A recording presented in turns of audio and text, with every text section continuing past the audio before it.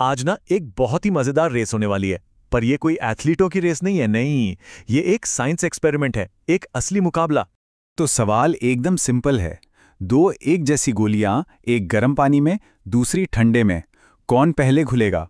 और इससे भी बड़ा सवाल, आखिर ऐसा होगा क्यों? चलिए इसी गुत्थी को सुलझाते हैं। तो ठीक है, इस कमाल के वैज्ञानिक मुकाबले के लिए स्टेज सेट करते हैं। किसी भी बड़ी रेस से पहले प्रतियोगियों और रेस ट्रैक को जानना तो बनता है ना? तो मैदान में कौन कौन है?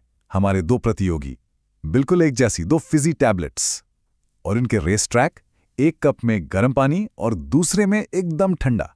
और ये जो कप है ना, यही है हमारे अखाड़े जहां ये सारा एक्शन होने वाला है। इसे सेट करना तो बच्चों का खेल है। एक कप में ठंडा पानी, दूसरे में गरम, दोनों को स्टार्टिंग लाइन पर रखा और फिर रेडी सेट गो। एक ही झटके में दोनों गोलियों को पानी में डाल दिया। अब इंतजार है तो बस एक्शन का। और अब वो पल जिसका हम सबको इंतजार था। जब रेस शुरू हुई तो असल में हुआ क्या? चलिए सीधे एक्शन पर चलते हैं। अरे वाह, नतीजा तो बिल्कुल साफ साफ आंखों के सामने है। गर्म पानी वाले कप में तो जैसे तूफान आ गया। टैबलेट तेजी से फिज होने लगी, बुलबुले फटाफट बने और वो देखते ही देखते घुल गई। दूसरी तरफ ठंडे पानी वाला प्रतियोगी काफी धीरे था। बुलबुले भी आराम से बन रहे थे और घुलने में तो उसने बहुत टाइम लगा दिया। तो इसमें कोई शक ही नहीं है, विजेता है गर्म पानी वाली टैबलेट। और ये कोई कांटे की टक्कर नहीं थी, ये तो एक तरफा जीत थी भाई। चलो, विनर तो मिल गया, लेकिन असली मजा तो अब है ये जानने में कि ऐसा हुआ क्यों। गर्म पानी में आखिर ऐसा क्या जादू था कि उसकी टैबलेट इतनी आसानी से जीत गई। चलिए इस जीत के पीछे का साइंस समझते हैं। इस राज को समझने के लिए हमें एक चीज समझनी होगी, जिसे कहते हैं केमिकल रिएक्शन या रासायनिक प्रतिक्रिया।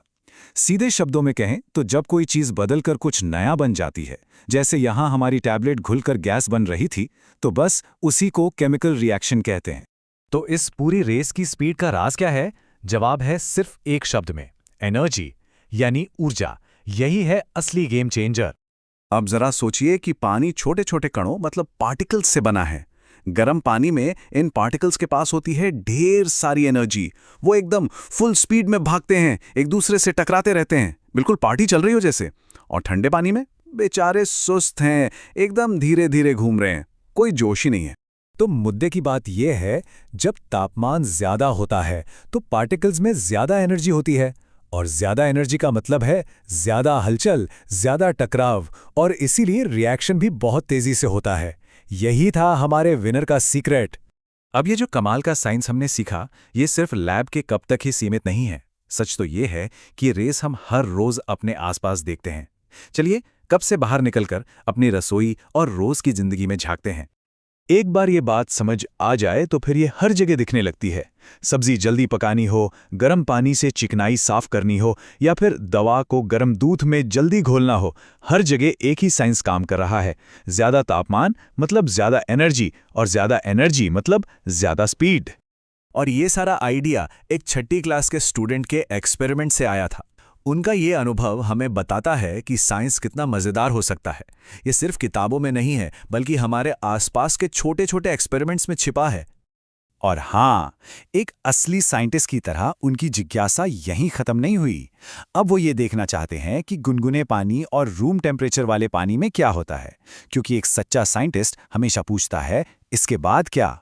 तो अगली बार जब कोई चाय का कप बनाए या गर्म पानी से कुछ साफ करे, तो जरा उन अनदेखी रेस के बारे में सोचना जो हर पल हमारे आसपास हो रही हैं।